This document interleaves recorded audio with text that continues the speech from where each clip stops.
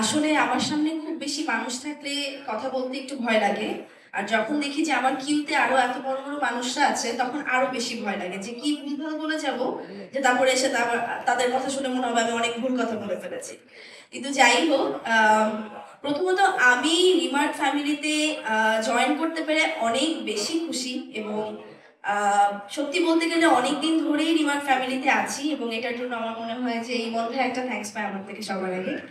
এবং এটার পাশাপাশি আজকে এতগুলো বড় বড় মানুষের সাথে একই পাশে বসে একই মঞ্চে বসে কথা বলা এখানে, এটাও আমার জন্য অনেক বড় পাওয়া।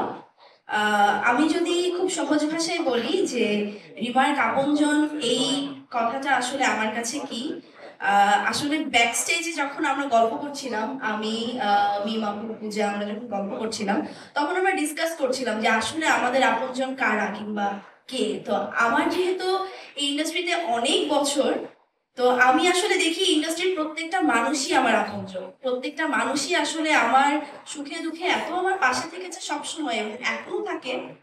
আর সবচেয়ে বড় কথা আমার মনে হয় খারাপ সময় যারা খুব বেশি পাশে থেকে তারা আসলে আমাদের আসল আপনজন। এবং এই ইন্ডাস্ট্রির প্রত্যেকটা মানুষ আমাকে খারাপ সময় অনেক বেশি সাপোর্ট দিয়েছে। আর আমার যখনই কোনো প্রবলেম হয়েছে আমি ইজিলি আমাদের ইন্ডাস্ট্রির যে কোনো একজন, আমার কো অ্যাক্টর হোক কিংবা আমার সিনিয়র হোক কিংবা আমার কলিগ হোক, যা আমি ইজিলি যে কাউকে ফোন দিয়ে আমি হেল্পটা পেয়েছি। এবং এই হেল্পটা এবার আমাদের সকলের মধ্যে রিমার্ক আমাদের সাধারণ মানুষদের মধ্যে এনে দিচ্ছে। এবং আমার মধ্যে এটা প্রথম কোনো কোম্পানি রিমার্ক যে কিনা রিমার্ক আপনজন নামের এরকম একটা উদ্যোগ শুরু করেছে। এবং আমি সেই উদ্যোগের শুরুতে আজকে থাকতে পেরে অনেক বেশি খুশি।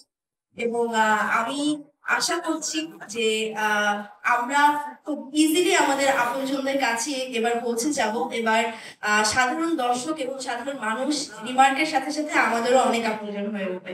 Thank you so much.